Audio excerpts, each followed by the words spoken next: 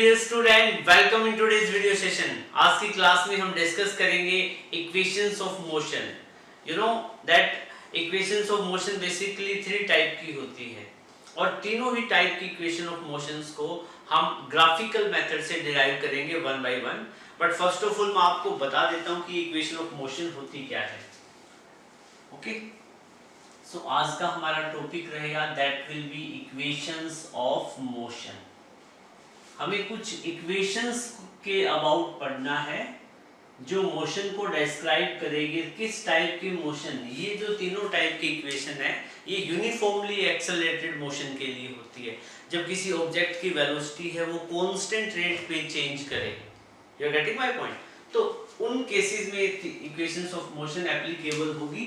तो जो first equation है that is v is equal to u plus at, ठीक है। सेकंड इक्वेशन क्या है? s is equal to ut plus में हाफ ऑफ at स्क्वायर। और थर्ड इक्वेशन ऑफ मोशन ये है v square minus u square is equal to 2as। ठीक है बेटा, ये v is equal to u plus at। यहाँ पे कुछ सिंबल देख रहे हो आप, u क्या चीज है? कोई ऑब्जेक्ट है, उसकी इनिशियल वेलोसिटी। v रिप्रेजेंट करेगी फाइनल वेलोसिटी को। a रहेगा एक्सेलरेशन। t टाइम को रिप्रेजेंट करेगा। s क्या चीज रहेगा? Distance travelled by object. Straight line motion है, स्ट्रेट लाइन मोशन हो तो डिस्टेंस और डिस्प्लेसमेंट क्या रहेंगे? सेम रहेंगे, तो उसमें कंफ्यूजन मत हो जाना। s क्या चीज है? Distance travelled. स्ट्रेट लाइन में मोशन होता है तो डिस्टेंस और डिस्प्लेसमेंट इक्वल होते हैं। और बस यही आपके मेन पॉइंट है, ठीक है। अब देखो, सपोज करो कि आपके पास में एक ऑब्जेक्ट था, उसकी इनिशियल वेलोसिटी u थी, कुछ टाइम बाद उसकी वेलोसिटी चेंज हो गई v। तो वेलोसिटी जब उसकी u से v होगी तो उसमें कुछ एक्सेलरेशन भी होगा। और पहले मान लो ऑब्जेक्ट यहाँ पे था तो टाइम कितना था? 0। और ऑब्जेक्ट यहाँ पहुंचेगा तो टाइम कितना हो जाएगा? t। जब ऑब्जेक्ट इस पोजीशन से यहाँ तक पहुंचेगा तो स्ट्रेट लाइन मोशन है, मैं यूं कह दूं कि डिस्टेंस कितनी ट्रेवल हुई या डिस्प्लेसमेंट कितनी ट्रेवल हुई, तो बात तो एक ही है। तो वो कितनी ट्रेवल हुई? Distance s। तो इन सब के बीच में ये जो रिलेशन है, इस टाइप की जो सिचुएशन होती है एक्सेलरेटेड मोशन की, उस एक्सेलरेटेड मोशन को हम डिस्क्राइब करते हैं इक्वेशंस ऑफ मोशन से, ठीक है। और मोशन ये कैसा होना चाहिए? यूनिफॉर्मली एक्सेलरेटेड, ठीक है ना, नॉन यूनिफॉर्म वाला केस नहीं होना चाहिए, ठीक है। तो ये जो आप देख रहे हो v is equal to u plus at, इसका एक नाम है वेलोसिटी टाइम रिलेशन। इसको हम वेलोसिटी टाइम रिलेशन भी बोलेंगे, ठीक है। और या फिर हम इसको बोलेंगे first equation of motion. First equation of motion s is equal to ut plus half of at square, इसको हम बोलते हैं position time relation. This is known as position time relation. Position या डिस्टेंस, डिस्प्लेसमेंट और time के बीच में relation है, और इसको हम बोलते हैं second equation of motion. Second equation of motion. फिर ये जो थर्ड इक्वेशन देख रहे हो इसको हम बोलते हैं वेलोसिटी पोजीशन रिलेशन या पोजीशन वेलोसिटी रिलेशन, एक ही बात है, वेलोसिटी पोजीशन रिलेशन। और इक्वेशन की टर्म में हम इसको क्या बोलेंगे? Third equation of motion. Third equation of motion, ठीक है बेटा। ये इनसे रिलेट करती है, ये दोनों इससे और ये इससे। तो ये आपको ये जो तीनों इक्वेशन है बेटा, ये आपके टिप्स पे होने चाहिए, क्योंकि इन इक्वेशन पे बेस्ड हमारे पास बहुत न्यूमेरिकल होते हैं जो आपके एग्जाम पॉइंट ऑफ व्यू से तो बिल्कुल इम्पोर्टेंट है, बेहद इम्पोर्टेंट है। इन इक्वेशन पे बेस्ड आपको फाइनल एग्जाम में भी इवन आपको जो न्यूमेरिकल्स वगैरह देखने को मिलते हैं, ठीक है। और क्लास 11th में जाओगे आप साइंस स्ट्रीम चूज करोगे तो वहाँ पे भी आपको ये सारी इक्वेशन देखने को मिलेगी। अब फर्स्ट ऑफ ऑल आप इनको एक बार नोट कर लो, इसके बाद में हम ग्राफिकल मेथड से तीनों इक्वेशन को वन बाय वन डिराइव करेंगे। We will derive first equation of motion या वेलोसिटी टाइम रिलेशन को हम डिराइव करेंगे जो v is equal to u plus a t था। इसको हम ग्राफिकल मेथड से डिराइव करेंगे। डिराइव करने का मतलब क्या बेटा, हम v, u, a और t इनके बीच में जो रिलेशन एस्टेब्लिश करेंगे उसी को हम बोल देते हैं डिराइव करना। ठीक है, तो हम ग्राफिकल मेथड से फर्स्ट इक्वेशन ऑफ मोशन को डिराइव करेंगे। तो आपके पास में दो एक्सिस है, एक x एक्सिस है, एक y एक्सिस है, और मैंने यहाँ पे x एक्सिस के अलोंग तो टाइम को रिप्रेजेंट किया है और y एक्सिस के अलोंग वेलोसिटी को। ठीक है बेटा, अब यहाँ पे मैंने आपको ये बताया था कि ये जो इक्वेशंस ऑफ मोशन स्टडी करते हैं ना, ये बेसिकली हम उस केस में स्टडी करते हैं जब ऑब्जेक्ट एक स्ट्रेट लाइन में मूव कर रहा हो। ठीक है, और ऑब्जेक्ट की जो एक्सेलरेशन हो वो कांस्टेंट हो, यूनिफॉर्मली एक्सेलरेटेड मोशन में हो, मतलब उस ऑब्जेक्ट की वेलोसिटी कांस्टेंट पैटर्न में चेंज कर रही है। ठीक है, या उसकी एक्सेलरेशन कांस्टेंट है, मतलब वेलोसिटी चेंज तो कर रही है बट एक खास पैटर्न में, मतलब equal change in velocity in equal interval of time. या यूं कह दीजिएगा कि ऑब्जेक्ट एक कांस्टेंट एक्सेलरेशन में है या यूनिफॉर्म एक्सेलरेशन में है। तो जब यूनिफॉर्म एक्सेलरेशन का केस हो, ठीक है, या कांस्टेंट एक्सेलरेशन का केस हो, तो वेलोसिटी टाइम ग्राफ के बीच में, वेलोसिटी और टाइम के बीच में जो ग्राफ बनता है वो बनता है एक स्ट्रेट लाइन। इनके बीच में जो ग्राफ बनता है वो बनता है स्ट्रेट लाइन। ठीक है, और देखो हमने दो केस स्टडी किए थे। एक तो ग्राफ क्या है, ओरिजिन से स्टार्ट हो, तो ओरिजिन से स्टार्ट कब होता है, जब ऑब्जेक्ट इनिशियली रेस्ट पे हो। ठीक है, अब ग्राफ को मैंने थोड़ा सा ऊपर से स्टार्ट कर दिया, so what does it mean, या इसका मतलब ये है कि जब टाइम जीरो था तो उस टाइम ऑब्जेक्ट की कुछ वेलोसिटी थी, सपोज करो u क्या चीज है, ऑब्जेक्ट की इनिशियल वेलोसिटी है। ठीक है, और फिर इस ऑब्जेक्ट की वेलोसिटी चेंज हो रही है टाइम के साथ में, और लेकिन एक वेलोसिटी और टाइम के बीच में स्ट्रेट लाइन है, तो एक्सेलरेशन कैसी रहेगी, कांस्टेंट, मतलब इक्वल वेलोसिटी चेंज हो रही है इक्वल इंटरवल ऑफ टाइम में, तभी तो ग्राफ स्ट्रेट लाइन आता है। ठीक है, एक ऐसा मोमेंट, ये जो सिचुएशन थी इसको मैं बोल देता हूँ पॉइंट ए से रिप्रेजेंट कर देता हूँ मैं इसको। ठीक है, फिर यहाँ पे एक कोई पॉइंट बी वाली सिचुएशन है। ठीक है, और जब ये ऑब्जेक्ट पॉइंट बी पे पहुंचेगा तो इसकी कुछ ना कुछ वेलोसिटी होगी, u इनिशियल वेलोसिटी है, तो मैं कह देता हूँ कि फाइनल वेलोसिटी क्या होगी, v। तो इस पॉइंट पे इसकी कुछ वेलोसिटी होगी। ठीक है, तो बी पॉइंट पे वेलोसिटी दिखाने के लिए मैं इस ग्राफ को ऐसे वेलोसिटी एक्सिस के साथ में टच कर दूं तो कोई फर्क नहीं पड़ेगा ना।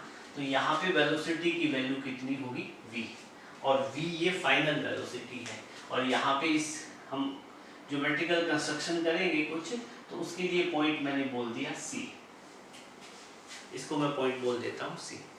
ठीक है बेटा, अब एक बात बताओ, जब वेलोसिटी और टाइम एक्सिस है, ठीक है, तो उसमें आप देख रहे हो ए पॉइंट पे टाइम कितना है, जीरो।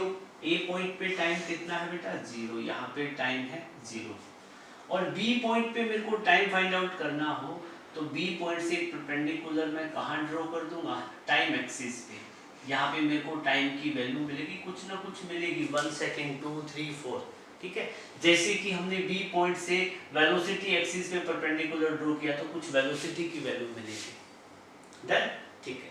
अब एक बात बताओ, यहाँ पे जो कुछ आपको गिवन है वो आप एक बार नोट कर लें थोड़ा सा। u यहाँ पे क्या चीज है, initial velocity, v final velocity.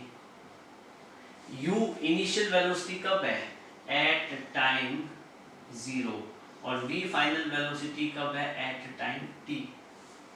ठीक है, अब एक बात बताओ, वेलोसिटी और टाइम के बीच में जो ग्राफ है वो स्ट्रेट लाइन है ab, और वेलोसिटी टाइम के बीच में जब ग्राफ हो और उसका हम स्लोप फाइंड आउट करें तो हमें क्या मिलता है, एक्सेलरेशन मिलता है। ठीक है, आपको पता है, चलो कोई बात नहीं, मैं पहले इसको निकालता हूं फिर आपको पता लग जाएगा। ठीक है, तो अब आप लिखो स्लोप ऑफ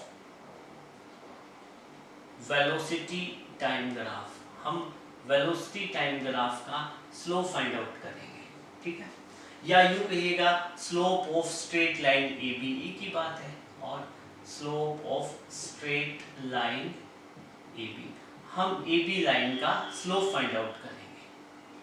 ठीक है बेटा, अब इसका स्लोप फाइंड आउट करने के लिए हमें ए बी लाइन का tan थीटा फाइंड आउट करना पड़ता है, क्योंकि स्लोप तो वही होता है। ठीक है, चलो कोई बात नहीं, tan थीटा आपको नहीं पता तो मैंने स्लोप के लिए एक और चीज बताई है कि ये चेंज इन वाई एक्सिस और चेंज इन एक्स एक्सिस का रेशियो होता है, उस पैटर्न से करेंगे। ठीक है, हमें ए बी लाइन का स्लोप निकालना है, तो मैं यहाँ से ज्योमेट्रिकल कंस्ट्रक्शन के लिए यहाँ से एक पॉइंट कट करूंगा, ए से इधर एक पॉइंट लेके जाऊंगा, तो यहाँ पे ये दोनों पॉइंट जो कट करेंगे वहां पे पॉइंट मेरे को डी मिलेगा। ठीक है, अब मेरे को स्लोप निकालना है। ठीक है, slope of velocity time graph. ठीक है, तो आप इसका स्लोप निकालोगे तो स्लोप क्या होगा, change in y axis upon में चेंज इन एक्स एक्सिस का रेशियो होता है। जब हम ए से बी पॉइंट पे गए तो वाई एक्सिस तो इतनी चेंज हो रही है और एक्स एक्सिस कितनी चेंज हो रही है, ये वाली। ठीक है, तो स्लोप का फॉर्मूला क्या होता है, चेंज इन वाई एक्सिस, तो चेंज इन वाई एक्सिस कितना हुआ, बी डी, और चेंज इन एक्स एक्सिस कितना हुआ, ए डी। डन। ठीक है, अब एक बात बताओ बेटा, यहां तक की वैल्यू v है और यहां तक की, देखो यहां तक की वैल्यू v है, यहां तक की वैल्यू, देखो यहां से ये पॉइंट o बोल दो इसको, o से a, o से जो a पॉइंट है, इस पॉइंट को मैं o बोल देता हूं ऐसे। बेटा ये बताओ, देखो o से a की वैल्यू u है और o से c की वैल्यू v है। ठीक है, तो मैं पूछूं कि AC की वैल्यू कितनी होगी, V माइनस यू, जितनी AC की वैल्यू है उतनी क्या होगी BD की वैल्यू, तो BD की वैल्यू कितनी आ जाएगी, V माइनस यू। ठीक है ना, BD की वैल्यू कितनी आ जाएगी, V माइनस यू, ऐसे निकाल लो। और वहीं मैं AD की वैल्यू की बात करूं, A पे टाइम कितना है 0, D पे कितना है t, तो बीच का डिफरेंस कितना हुआ, t माइनस 0 कितना, t माइनस 0। ओके, इसको ऐसे ड्रॉ करते हैं।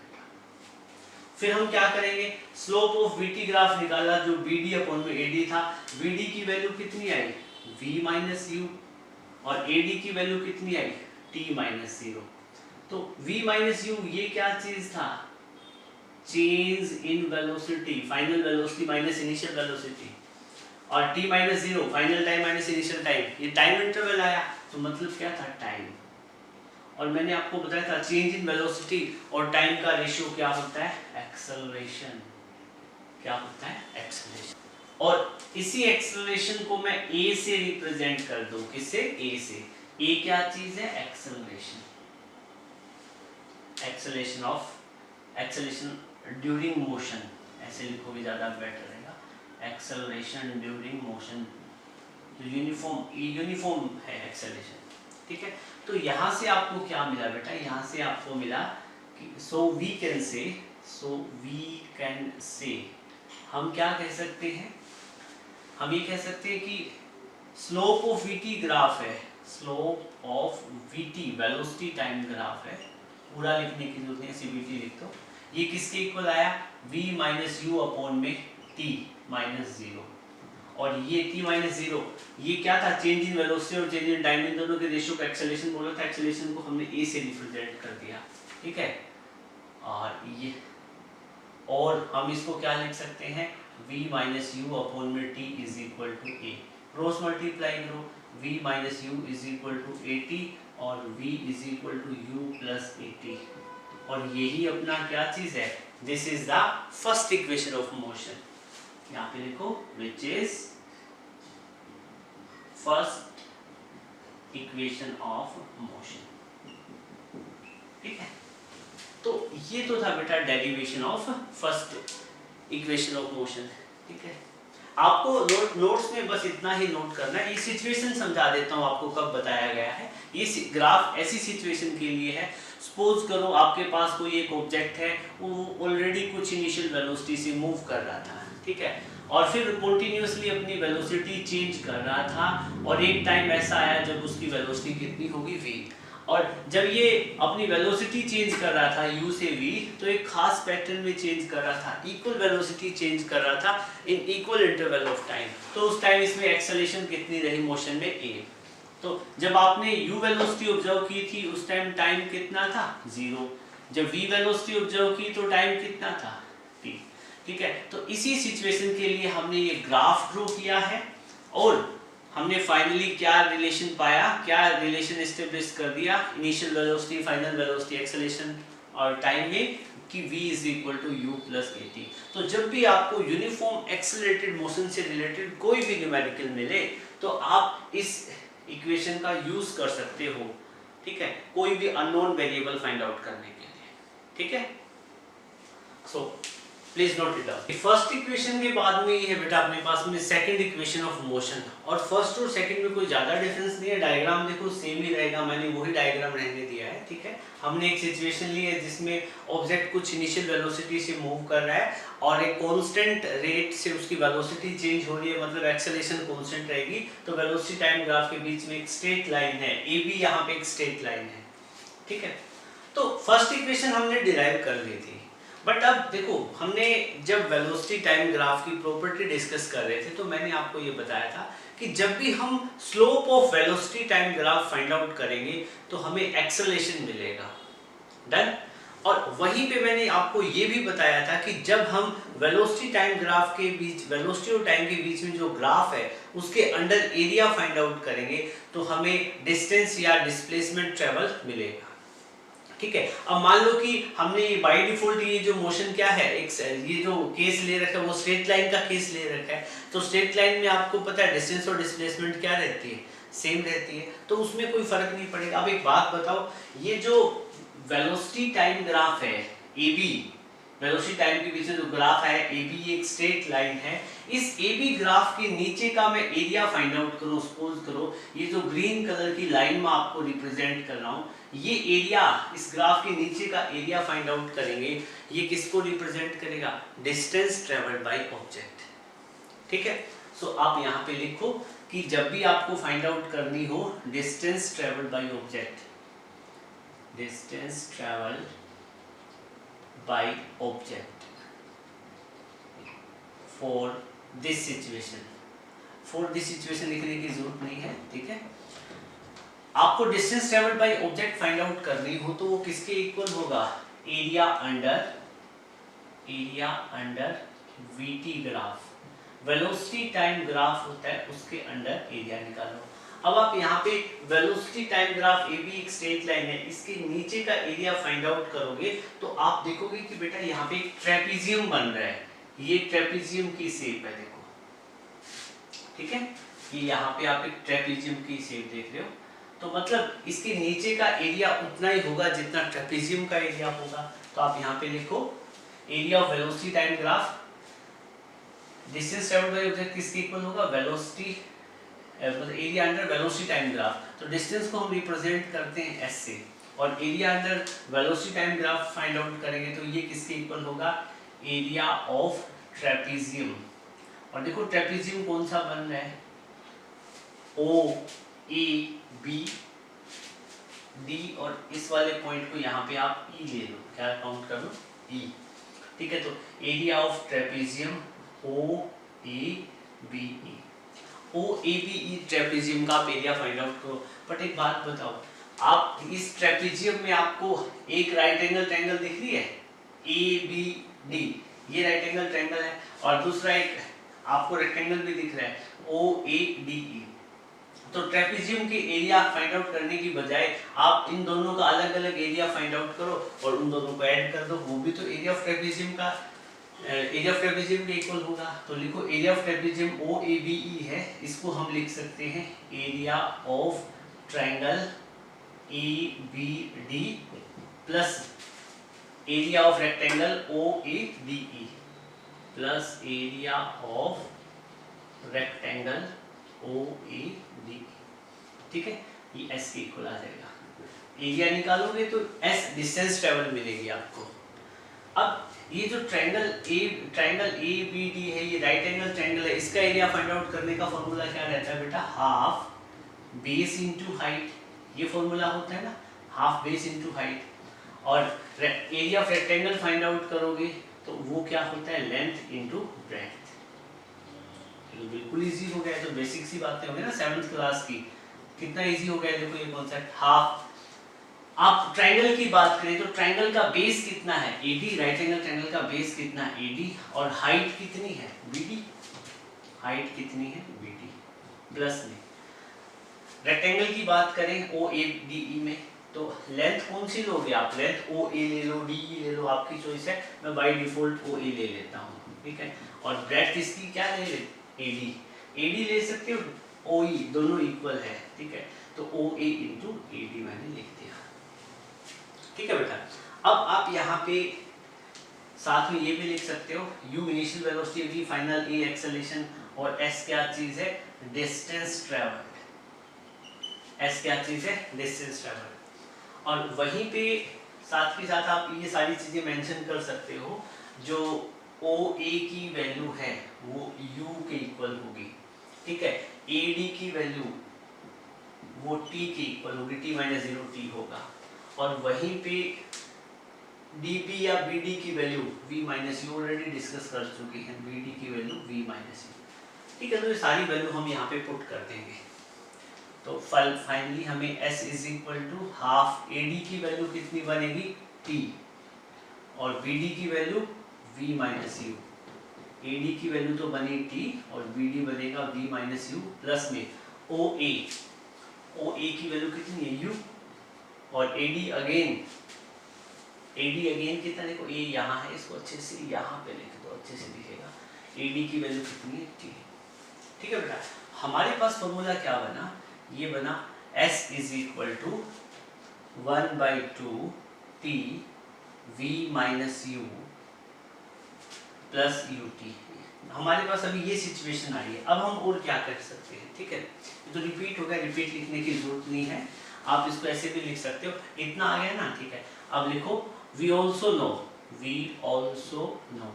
और हम क्या जानते हैं, from first equation of motion. अभी थोड़ी देर पहले first equation of motion drive की थी, वो क्या थी, v is equal to u plus AT, ठीक है। मैं यहाँ से u को इधर लेके जाऊं तो v माइनस यू को क्या लिख सकते हैं AT, समझ गए ना बेटा। इसको मैं इक्वेशन फर्स्ट बोल देता हूँ। इक्वेशन फर्स्ट में जहां v माइनस यू है उसको मैं AT लिख दूंगा, ठीक है। आप यहाँ पे लिखेंगे ऑन पुटिंग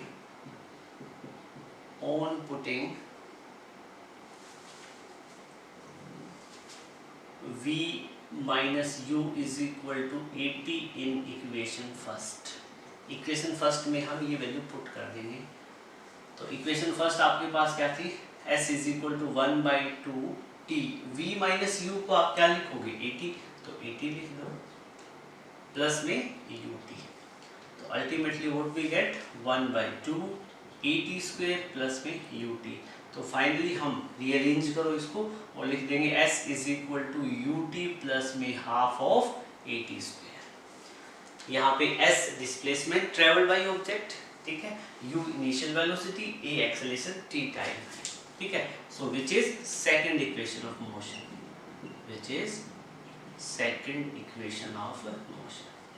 नोट करें। नाउ अपने पास है थर्ड इक्वेशन ऑफ मोशन या position velocity relation, v square minus u square is equal to 2as, उसको डिराइव करना है। सेम पैटर्न है, सेम सिचुएशन लेंगे। There is an object which is moving in a straight line with constant acceleration, okay, और whose initial velocity is not equal to 0। तो ये ऐसा ही graph मिलेगा, वेलोसिटी टाइम ग्राफ के बीच में स्ट्रेट लाइन होगा, ठीक है। ये ग्राफ हमने फर्स्ट के केस में भी यही लिया और सेकंड के केस में भी यही लिया, और थर्ड इक्वेशन के केस में भी यही ग्राफ रहेगा। अब बेटा यहाँ पे देखो, यू नो दैट मैं आपसे पूछूं कि ऑब्जेक्ट ने डिस्टेंस कितना ट्रेवल किया जब उसकी वेलोसिटी u से v चेंज होती है, और ये जो पर्सन है या ऑब्जेक्ट है वो यूनिफॉर्म एक्सेलरेटेड मोशन में है, एक्सेलरेशन उसकी एक जैसी है, कांस्टेंट है, तो उस केस में उसने कितनी डिस्टेंस ट्रेवल की आप कैसे फाइंड आउट करोगे, तो आप वेलोसिटी टाइम ग्राफ के नीचे का एरिया फाइंड आउट करोगे, सेम जैसे लास्ट केस में किया। तो आप लिखोगे डिस्टेंस ट्रेवल,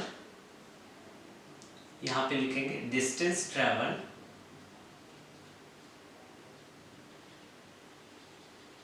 किसके इक्वल होगी,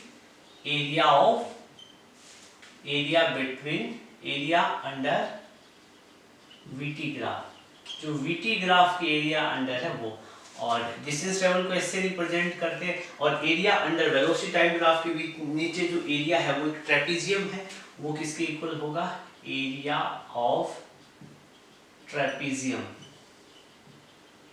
ट्रेपेजियम क्या है, ए B E O, A B E ओ, जैसे आपको ठीक लगे कन्वीनियंट लिखे, सॉरी ए नहीं ओ ए, ओ ए ऐसे लिख देना इसको, ओ ए बी ई, ये ट्रेपेजियम है बेटा, इसका एरिया निकालो। और इस ट्रेपेजियम का एरिया हम दो पार्ट में निकाल सकते हैं, एक ट्रायंगल का और एक रेक्टेंगल का, अभी जैसे किया लास्ट ईयर की केस में सेम वैसा ही है।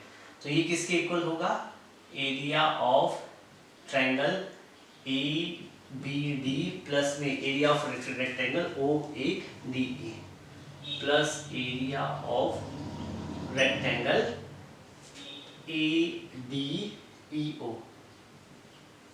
ठीक है बेटा, अब यहाँ पे रेक्टेंगल का एरिया निकाले ए बी डी का, तो राइट एंगल ट्रायंगल है, फॉर्मूला क्या बनेगा, हाफ बेस कितना है ए डी और हाइट कितनी है डी बी, प्लस में area of rectangle length into breadth, O A को मैं लेंथ बोलता हूँ और ए डी को ब्रेड्थ।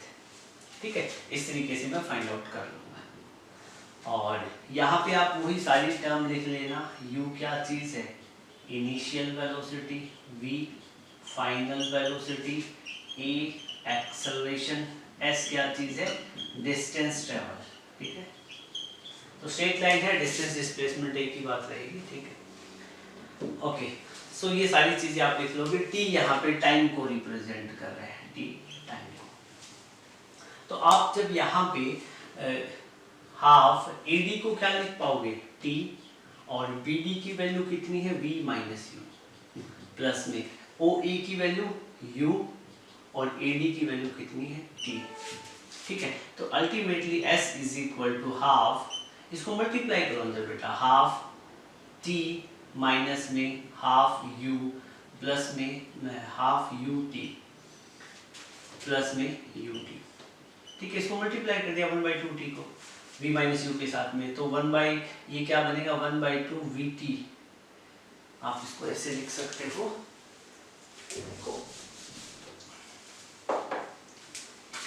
देखो बेटा यहाँ पे ये अपने पास क्या है, t/2 है is into v minus u plus में यू टी। ठीक है, t/2 को v के साथ मल्टीप्लाई करोगे तो क्या बनेगा, vt/2 माइनस में u के साथ मल्टीप्लाई करोगे ut/2 प्लस में ut। ठीक है, s is equal to vt/2 minus में, बेटा एक बात बताओ, ut में से ut/2 माइनस करेंगे तो कितना बचेगा, ut/2 ही बचेगा। ये गेटिंग माय पॉइंट। ठीक है, और किसका बचेगा, प्लस का बचेगा। ठीक है, ये प्लस का था, ये माइनस का था। ठीक है, तो ये इतना बचा। अब इसमें से आप क्या कर सकते हो बेटा, कॉमन ले लो। कॉमन क्या ले लोगे आप, t/2 कॉमन ले लो, t/2 कॉमन लोगे तो अंदर बचेगा v प्लस यू। ठीक है, इसको हम यहाँ लिख देते हैं, आपके पास में रिलेशन आ गया t/2 into v plus you. ठीक है बेटा, अब एक बात बताओ, आपको फर्स्ट इक्वेशन पता है ना, from first equation of motion. First equation of motion क्या है, v is equal to u plus a t. यहाँ से मैं t की वैल्यू निकालूँ तो क्या होगा, v minus u is equal to a t, और t को लिख दूंगा v माइनस यू अपॉन में a। बेटा मैं इसको इक्वेशन फर्स्ट बोलूँ। ठीक है, तो मैं क्या करूँगा, यहाँ पे put value of t in equation first. Equation first में हम पुट कर देंगे, और इक्वेशन फर्स्ट क्या थी, s is equal to t की जगह क्या पुट करेंगे, v minus u by a into v plus u. Cross multiply करेंगे तो ये क्या बन जाएगा, v square minus u square upon में, ओके यहाँ पे t/2 था ना बेटा, t/2, तो यहाँ पे आप क्या करोगे, नीचे t/1/2 भी आएगा। ठीक है, तो आ जाएगा 1/, ये आ जाएगा 2 है। अब इसको क्रॉस मल्टीप्लाई करो आप। ठीक है, क्या करोगे, क्रॉस मल्टीप्लाई करो, तो क्रॉस मल्टीप्लाई करो तो कितना हो जाएगा 2es is equal to v square minus u square. तो आपको जो इक्वेशन मिली this is the third equation of motion, v square minus u square is equal to 2as। ठीक है, तो यहाँ पे लिखो which is third equation of motion. तो बिल्कुल इजी है बेटा, कुछ भी नहीं है, कोई रॉकेट साइंस नहीं है, जस्ट आपको ये ग्राफ याद रखना है और सिंपल स्टेप फॉलो करने हैं। ठीक है, so note it. Next is uniform circular motion. ये यूनिफॉर्म सर्कुलर मोशन क्या होता है बेटा? देखो फॉर एग्जांपल सपोज क्या करो, ये सिचुएशन आपने रियल लाइफ में फील की होगी। आप एक थ्रेड ले लो और थ्रेड के साथ में एक स्टोन टाई करो, ठीक है, धागे के साथ में पत्थर बांध लो, और फिर क्या है कि आप उस स्टोन को एक हॉरिजॉन्टल सर्कल बनाओ। आप उस एक तो ऐसे ऐसे स्टोन को घुमा सकते हो, ठीक है, और एक हॉरिजॉन्टल सर्कल बना सकते हो। ठीक है, आपके पास थ्रेड है, थ्रेड के साथ स्टोन टाई किया हुआ है, और आप उस जो ये थ्रेड और स्टोन की जो अरेंजमेंट है उससे आप एक ऐसे ऐसे हॉरिजॉन्टल सर्कल बनाते हो। ठीक है, और फिर उस केस में क्या है कि आप जब उस स्टोन और थ्रेड की अरेंजमेंट को जब ऐसे ऐसे सर्कुलर पाथ में टर्न मूव करवा रहे होते हो तो आप उसकी स्पीड कांस्टेंट रखो। मतलब एक जैसी स्पीड से क्या है उस स्टोन और थ्रेड के अरेंजमेंट को ऐसे ऐसे मूव करवाते रहो। तो उस टाइम जो उसमें जो थ्रेड जो स्टोन में जो मोशन होगा वो कौन सा होगा? That will be uniform circular motion. ठीक है ना, उसको हम यूनिफॉर्म सर्कुलर मोशन बोलेंगे। यूनिफॉर्म सर्कुलर मोशन में ऑब्जेक्ट क्या करता है? सर्कल में मूव करता है, एक सर्कुलर पाथ में मूव करता है विद ए कांस्टेंट स्पीड। किसके साथ में? कांस्टेंट स्पीड, कांस्टेंट रहेगी। मैग्नीट्यूड देखो, स्पीड में सिर्फ मैग्नीट्यूड ही होता है, डायरेक्शन तो होती नहीं, सिर्फ क्या होता है? मैग्नीट्यूड होता है। तो स्पीड का जो मैग्नीट्यूड है यूं कहेगा कि स्पीड क्या रहनी चाहिए? कांस्टेंट। और ऐसे मोशन को हम बोलेंगे यूनिफॉर्म सर्कुलर मोशन। डेफिनेशन आप इसके लिखो if an object moves along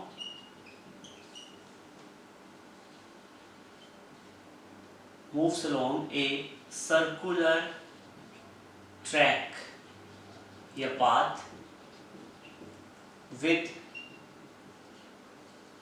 constant या यूं कह दीजिएगा कि uniform speed, then such motion, इस टाइप का जो मोशन होगा, then such type of motion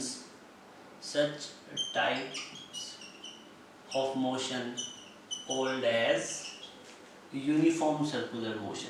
ऐसे मोशन को हम यूनिफॉर्म सर्कुलर मोशन का नाम देंगे। ठीक है, अब जैसे यहाँ पे इसका एग्जाम्पल देख सकते हो। सपोज करो यहाँ पे कोई एक बॉय है, ठीक है, और ये उसका हैंड है, और उसके हैंड में क्या चीज़ है? एक थ्रेड है, और थ्रेड के साथ में एक स्टोन बांध रखा है। ठीक है, ये तो क्या चीज़ है? थ्रेड है, and this one is stone. और फिर वो क्या कर रहा है ये बॉय? ये जो स्टोन है इसको सर्कुलर पाथ में मूव करवा रहा है। ठीक है, लेकिन अब ये स्टोन है तो ये इस डायरेक्शन में मूव करेगा, तो इसकी जो स्पीड है, स्पीड क्या रहनी चाहिए? कांस्टेंट, मतलब सर्कुलर। अब सपोज करो ये ऑब्जेक्ट स्टोन यहाँ पे आ जाता है, उस केस में भी ऑब्जेक्ट का जो स्पीड है वो क्या रहेगा? कांस्टेंट। v स्पीड से इधर मूव कर रहा था, स्टोन यहाँ पे आएगा तो उसकी स्पीड v यहाँ पे कांस्टेंट रहेगी। बेटा स्पीड और वेलोसिटी में डिफरेंस होता है, मैंने आपको बताया है।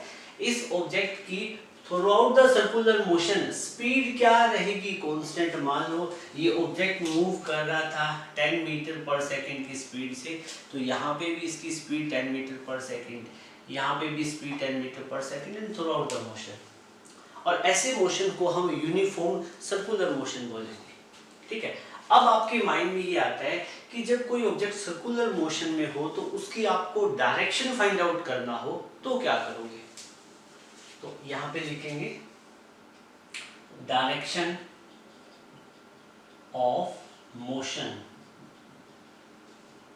इन सर्कुलर मोशन। जब आपके पास में सर्कुलर मोशन हो तो आपको उसकी डायरेक्शन फाइंड आउट करनी हो तो क्या करोगे? ठीक है, हम कुछ ऐसी सिचुएशन लेते हैं, सपोज करो ये पर्सन है, ठीक है, ये इसका हाथ है, कानून से भी लंबा हाथ है, और ये थ्रेड है, और यहाँ पे इसके हाथ में स्टोन है, ठीक है, और ये स्टोन को एक सर्कुलर ट्रैक में मूव करवा रहा है इस तरीके से, ठीक है। एक टाइम पे सर्कुलर स्टोन यहाँ पे था, फिर यहाँ पे, फिर यहाँ पे, एंड सो ऑन, ठीक है। इस वाली लोकेशन को मैं बोल देता हूँ लोकेशन ए, यहाँ पे बी, यहाँ पे सी, यहाँ पे डी, ये 4 लोकेशन मैंने दिखा रखी है। तो आपको सर्कुलर मोशन में जब भी direction of circular motion find out करनी हो, अब मैं आपसे पूछूं कि ए पॉइंट पे स्पीड कितनी थी, तो स्पीड मैं दिखा देता हूँ, स्पीड कितनी थी 10 मीटर पर सेकेंड, तो बी पे भी स्पीड कितनी रहेगी 10 मीटर पर सेकेंड। मतलब सर्कुलर मोशन में, यूनिफॉर्म सर्कुलर मोशन में स्पीड हर पॉइंट पे क्या रहेगी, फिक्स रहेगी, स्पीड कांस्टेंट रहेगी, यूनिफॉर्म रहेगी, जो आपको ठीक लगे वो बता दें।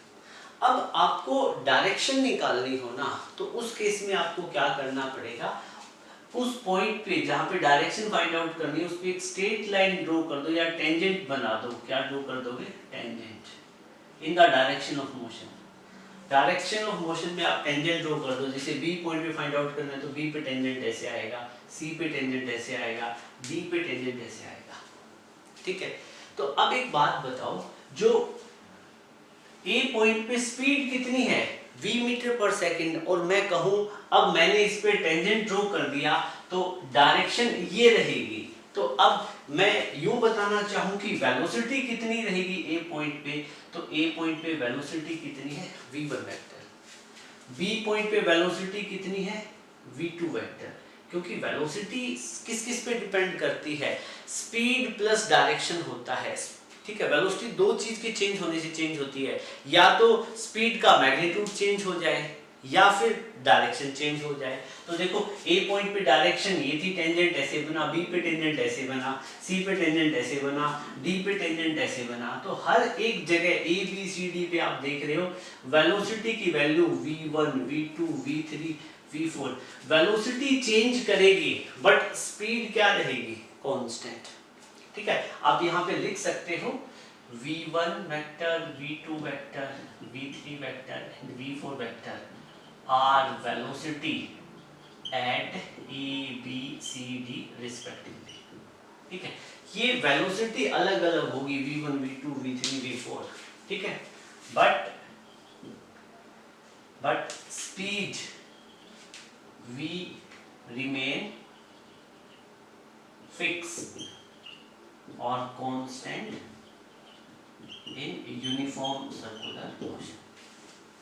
ये चीज आप बता सकते हो, ठीक है। अब एक बात बताओ बेटा, कई बार आपके सामने ये क्वेश्चन का आंसर आप अपने आप लिखोगे, मैं बता देता हूँ आपको, ठीक है। आपसे मान लो ये पूछता है why uniform circular motion, why uniform circular motion is, आपको कंप्लीट लिखना, मैंने शॉर्ट फॉर्म लिख दी, why uniform circular motion is accelerated motion, ठीक है। एक्सेलरेटेड मोशन क्यों बोलते हैं बेटा, देखो यूनिफॉर्म सर्कुलर मोशन में ऑब्जेक्ट की स्पीड तो क्या रहेगी, सेम रहेगी, बट हर पॉइंट पे उसकी वेलोसिटी तो अलग रहेगी ना। ए पॉइंट पे स्पीड मान लो v मीटर पर सेकंड है, लेकिन उस पे हम डायरेक्शन की बात करें तो डायरेक्शन क्या है, इस तरह टेंजेंट ड्रॉ करोगे, बी पे टेंजेंट ड्रॉ करोगे, सी पे टेंजेंट ड्रॉ करोगे, मतलब आप देखोगे कि यूनिफॉर्म सर्कुलर मोशन में जो डायरेक्शन होती है वो हर पॉइंट पे चेंज होती है, इसलिए वेलोसिटी भी चेंज होती है। और आपको पता है जब भी वेलोसिटी चेंज होती है तो एक्सेलरेशन आ जाती है प्ले में, ठीक है, क्योंकि एक्सेलरेशन होता क्या है, rate of change of velocity, तो वेलोसिटी का चेंज होना टाइम के साथ में वही तो एक्सेलरेशन होता है। तो हर जगह ए बी सी डी पे वेलोसिटी अलग अलग है तो यहाँ पे एक्सेलरेशन आ जाएगी, इसीलिए यूनिफॉर्म सर्कुलर मोशन को हम एक्सेलरेटेड मोशन बोलते हैं, ठीक है। इसकी डेफिनेशन है, आप अपने वर्ड्स में कमेंट सेक्शन में जरूर लिखेंगे, ठीक है। तो उससे मेरे को पता चल जाएगा कि किस किस ने मतलब वीडियो अच्छे से देखा है, और देखता हूँ सबसे अच्छा रिस्पॉन्ड कौन करेगा, ठीक है। Why uniform circular motion is accelerated motion, ये चीज आप कमेंट बॉक्स में लिखोगे जितनी डिटेल में आप लिखना चाहो, ठीक है। ओके, तो यहाँ पे एक चीज और बेटा आप नोट करो, direction of motion in circular motion कैसे दोगे, आप लिख दो बाय ड्राइंग टेंजेंट, आप टेंजेंट ड्रॉ कर दोगे। टेंजेंट क्या होता है, एक straight line touching to the circle, ठीक है। By drawing tangent to circular path at a point, ठीक है बेटा। सो ये तो था यूनिफॉर्म सर्कुलर मोशन के अबाउट। ये आप कमेंट बॉक्स में इसका आंसर लिखोगे अभी वीडियो को पॉज करके, ठीक है। इसके बाद हम न्यूमेरिकल डिस्कस करेंगे। फर्स्ट न्यूमेरिकल है इक्वेशंस ऑफ मोशंस और सर्कुलर मोशन पे। फर्स्ट न्यूमेरिकल की बात करें, ए बस decreases its speed from 72 km/h to 54 km/h in 10 second, find acceleration of बस। बिल्कुल इजी सा न्यूमेरिकल है, वीडियो को पॉज करके आप खुद ट्राई कर सकते हैं, करो। ओके, होपफुली आपने कर लिया होगा।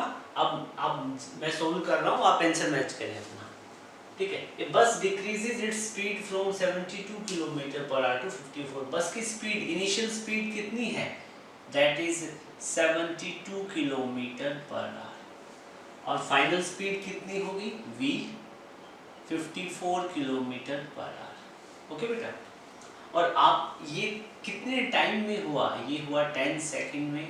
आपसे पूछा एक्सेलरेशन ऑफ बस निकालें, बिल्कुल इजी सा क्वेश्चन है। अब एक बात बताओ, आपको टाइम यहाँ सेकंड में गिवन है, यहाँ km/h का कंसर्न है। तो मैंने आपको बताया था कि जब भी स्पीड आपको km/h में, स्पीड या वेलोसिटी आपको km/h में गिवन हो, तो आप उनको मीटर पर सेकंड में कन्वर्ट कर सकते हैं। तो जैसे 72 km/h है, इसको मीटर पर सेकंड में कन्वर्ट करने के लिए हम 5/18 से मल्टीप्लाई कर देंगे। अब जो आपको वेलोसिटी मिलेगी वो मिलेगी मीटर पर सेकंड में, ठीक है। इसको कैंसिल आउट करोगे, it will become 20 metre per second. वैसे भी आपकी टेंडेंसी ये होनी चाहिए कि जब भी आप क्वेश्चन को सोल्व करो तो सारी यूनिट एसआई सिस्टम में होनी चाहिए, ठीक है।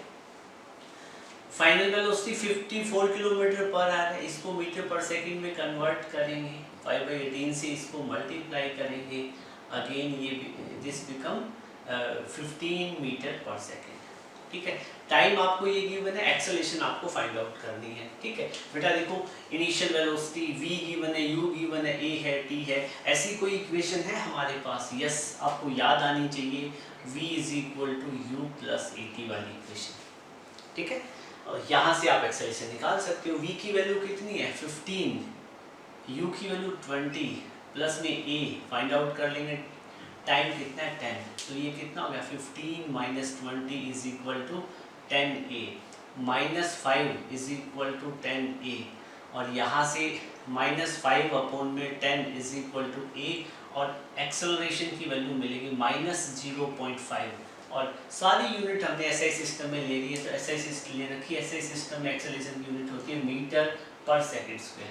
तो अपना आंसर हो जाएगा -0.5 metre per second square. Negative sign क्या रिप्रेजेंट कर रहा है, ये दिखा रहा है कि एक्सेलरेशन कैसी है, ये एक्सेलरेशन रिटार्डेशन है, मतलब ऑब्जेक्ट की स्पीड या वेलोसिटी डिक्रीज होती है, वेलोसिटी टाइम के साथ में डिक्रीज हो रही है। तो ये नेगेटिव साइन क्या दिखा रहा है, रिटार्डेशन, या टाइम के साथ में वेलोसिटी क्या करेगी, डिक्रीज करेगी, ठीक है। तो इतना कर लोगे सफिशिएंट है। नेक्स्ट क्वेश्चन है, बहुत ही अच्छा क्वेश्चन है, इजी भी है। A train is travelling at speed of 90 km/h, brakes are applied so as to produce uniform acceleration of -0.5 meter per second square. How far the train will go before come to rest? भाई एक train चल रही थी, ठीक है, उसकी कुछ velocity थी, और फिर ड्राइवर ने ब्रेक लगा दी, तो ब्रेक लगाते ही वेलोसिटी डिक्रीज करेगी, और वेलोसिटी डिक्रीज कर रही है, ठीक है। लेकिन जब वो वेलोसिटी डिक्रीज कर रही है तो एक्सेलरेशन कितनी हो रही है, नेगेटिव एक्सेलरेशन है, रिटार्डेशन है, कितनी की, -0.5 मीटर पर सेकंड स्क्वायर की। और फिर बाद में ब्रेक लगाने के बाद में कुछ टाइम बाद वेलोसिटी घटनी स्टार्ट होती है, अल्टीमेटली गाड़ी रुक जाती है, रेस्ट पे आ जाती है, फाइनल वेलोसिटी 0 हो जाएगी। तो बताओ कि कार ने कितना डिस्टेंस ट्रेवल किया, ठीक है, सॉरी ट्रेन ने कितना डिस्टेंस ट्रेवल किया। तो आपको ट्रेन की इनिशियल स्पीड आपको गिवन है, इनिशियल स्पीड कितनी है 90 kilometre per hour, metre per second में लिखो, 5/18 से मल्टीप्लाई कर दो, ठीक है, it will become 25 metre per second. Okay, और आपको बोला गया है कि फिर ब्रेक लगाए जाते हैं और इससे एक्सेलरेशन आ जाता है, रिटार्डेशन आ जाता है -0.5 मीटर पर सेकंड स्क्वायर का। फिर क्या कह रहा है कि फिर बाद में ट्रेन रेस्ट पे आती है, किस पे आती है, रेस्ट पे। तो ये इनिशियल वेलोसिटी थी ना, u इनिशियल वेलोसिटी थी, फाइनल वेलोसिटी कितनी हो जाएगी 0, और फाइनल वेलोसिटी 0 हो जाती है। तो जब फाइनल वेलोसिटी 0 होगी तो गाड़ी ने कितना डिस्टेंस ट्रेवल किया आपको ये फाइंड आउट करना है। तो बिल्कुल इजी है ये, ठीक है। तो आपको पता है कौन सी इक्वेशन का यूज करेंगे, सेकंड इक्वेशन का, s = ut प्लस में हाफ। इस इक्वेशन से तो बात नहीं बनेगी, इस इक्वेशन से बात नहीं बनेगी, ठीक है। सेकंड इक्वेशन से बात नहीं बनेगी क्योंकि देखो हमें u गिवन है, v गिवन है, a गिवन है, s फाइंड आउट करना है। थर्ड इक्वेशन याद करो, v² - u² = 2as, ठीक है। फाइनल वेलोसिटी कितनी है 0 का स्क्वायर, इनिशियल वेलोसिटी कितनी है 25, इसका स्क्वायर = 2a की वैल्यू आपको गिवन है -0.5, s आपको फाइंड आउट करना है, ठीक है। तो ये कितना 0 का तो 0 हो जाएगा, ये हो जाएगा -625 = 2, ये -2 और 0.5 को क्या लिख सकते हैं 1/2 × s, ठीक है। तो देखो माइनस से माइनस काटो, 2 से 2 काटो, s की वैल्यू कितनी आ गई आपके पास 625, और सारी SI सिस्टम में गिवन है यूनिट, तो डिस्टेंस की वैल्यू आ जाएगी मीटर, ठीक है बेटा। तो ये आपका आंसर था 625 मीटर।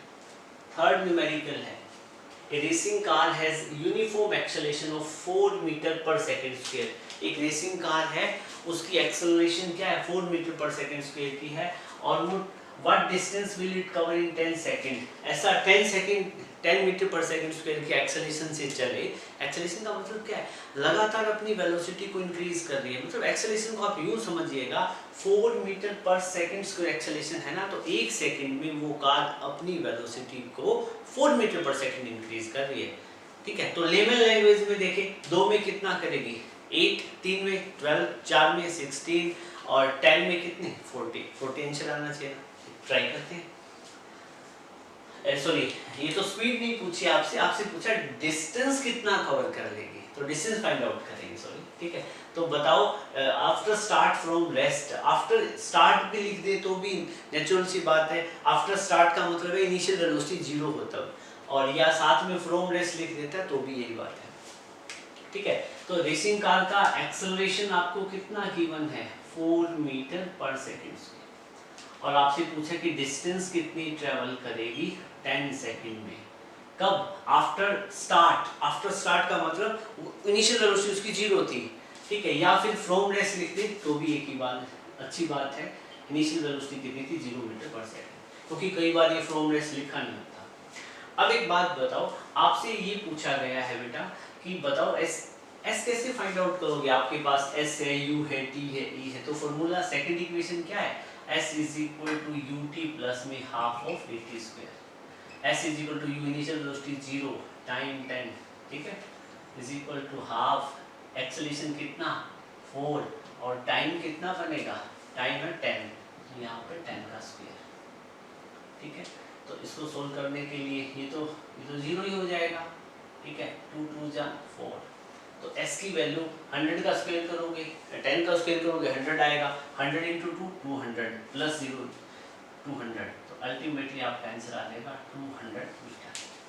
देखो आप देख रहे हो कि ये तीनों फॉर्मूलाज आपको याद है, तीनों इक्वेशंस ऑफ मोशन याद है आपको, तो बस इससे इजी कोई न्यूमेरिकल हो ही नहीं सकते। और ऐसे न्यूमेरिकल आपके not in UT, final school exam में भी, कॉम्पिटिटिव एग्जाम होते हैं जितने भी हैं, जो एनटीएससी है, ओलंपियाड है, इसी तरह के न्यूमेरिकल आपको देखने को मिलेंगे। फिर आपसे पूछा गया है an artificial satellite is moving in A in a circular path of 42250 kilometre, मतलब एक आर्टिफिशियल सैटेलाइट है, वो सर्कुलर पाथ में मूव कर रहा है और उस सर्कुलर पाथ का रेडियस बहुत ज़्यादा है, लगभग 42,000 किलोमीटर, ठीक है। और आपसे पूछा गया है calculate its speed if it take 24 hour to revolve around earth. और वो सैटेलाइट यहाँ पे, ये सैटेलाइट ये ग्रीन कलर वाला यहाँ पे अर्थ है, ये अर्थ के अराउंड ऐसे 1 रेवोल्यूशन कंप्लीट करने में 24 आवर लेता है। तो बताओ कि उसकी स्पीड कितनी होगी, ठीक है, तो निकालो। अब एक बात बताओ, आपके पास सैटेलाइट है ना, ये तो मैं मान लो पॉइंट को मैंने बना दिया अर्थ, ई अर्थ है, ठीक है, और ये ब्लू कलर में मैं सैटेलाइट बना देता हूँ, ठीक है, और ये इस तरह से सर्कुलर पाथ में मूव कर रहा है और इस अर्थ और ये जो सैटेलाइट है इनके बीच का जो डिस्टेंस है वही रेडियस बनेगा ना सर्कुलर पाथ का, वो रेडियस आपको गिवन है 42250 किलोमीटर, ठीक है। अब आपसे पूछ रहा है एक चक्कर लगाने में यहाँ से मान लो यहाँ से चला और वापस यहीं पे आने में कितना टाइम लिया, 24 आवर, कितना टाइम लिया, 24 आवर। तो अब आप एक बात बताओ कि स्पीड कितनी होगी, बिल्कुल इजी है, ठीक है। आपको स्पीड निकालना हो तो स्पीड का फॉर्मूला क्या होता है, डिस्टेंस अपॉन में टाइम, ठीक है। स्पीड की बात करें, जब एक रेवोल्यूशन कंप्लीट होगा तो सैटेलाइट कितना डिस्टेंस ट्रेवल करेगा, 2 पाई आर, ठीक है, और कितने टाइम में, 24 कितने टाइम में, टी टाइम में, और टी की वैल्यू आपको गिवन है 24 आर। तो वैल्यू पुट करो, 2 इंटू पाई की वैल्यू पुट करो 3.14, रेडियस ऑफ अर्थ कितना है 42250, ठीक है। और अब ये डिस्टेंस किलोमीटर में गिवन है, हमने मीटर में कन्वर्ट नहीं किया है, ठीक है। तो ये जो ऊपर जो डिस्टेंस सारा बनेगा ये मिलेगा किलोमीटर में, और नीचे टाइम हम पुट कर रहे हैं आर में, किसमें, आर में। तो जब आप इस कैलकुलेशन को सोल्व करोगे कितनी वैल्यू आएगी इस स्पीड की, सपोज करो v स्पीड है, इसकी वैल्यू जितनी भी आई, सपोज करो xyz कुछ भी आई, उसकी यूनिट बनेगी किलोमीटर पर आवर, और वो आंसर निकाल के आप कमेंट बॉक्स में जरूर लिखेंगे, ठीक है ना, ये कैलकुलेशन करके। फिर उसके बाद में सपोज करो कि आपको ये आंसर किलोमीटर पर सेकंड में कन्वर्ट करना हो, तो आप क्या करोगे, आर को सेकंड में कन्वर्ट करोगे। आपको पता है 1 आवर में 3600, लगभग नहीं, पूरी 3600 सेकंड होती है, ठीक है, 3600 होती है। तो आप एक तो स्पीड निकालोगे किलोमीटर पर आवर में कितनी आई वो बताओगे, ठीक है, और उसके बाद में आप इसी स्पीड को बिल्कुल निकाल के दिखाओगे किलोमीटर पर सेकंड में। यहाँ से स्पीड ये जो आपकी आई है, जो भी वैल्यू आई है, ये किलोमीटर किसमें थी, पर आवर में आई है ना, आप किलोमीटर पर सेकंड में निकालोगे तो कैसे करोगे, जो आप कैलकुलेशन से यहाँ निकालोगे वैल्यू, उसको 3600 से डिवाइड कर दोगे, अब आपका आंसर किलोमीटर पर सेकंड में भी आएगा। तो आप दोनों आंसर लिखोगे, किलोमीटर पर आवर में कितना आया और किलोमीटर पर सेकंड में कितना आया, ओके। तो आज की क्लास में इतना ही, और फिर इसी के साथ में हमारा चैप्टर मोशन कंप्लीट हो जाता है। हमने डिटेल वे में इसको डिस्कस किया है, हर टॉपिक को, और काफ़ी सारे न्यूमेरिकल डिस्कस किए हैं। आज का वीडियो आपको अच्छा लगे तो वीडियो को लाइक करना, और आप कमेंट बॉक्स में जो मैंने क्वेश्चन पूछे उनके आंसर ज़रूर लिखना है, बाकी कोई कमेंट लिखो या ना लिखो। और साथ ही साथ अब नेक्स्ट क्लास में हम लेके आएंगे एक नया टॉपिक, जो आपका नेक्स्ट चैप्टर जो फोर्स वाला है उससे रिलेटेड रहेगा। So thank you, have a great day ahead.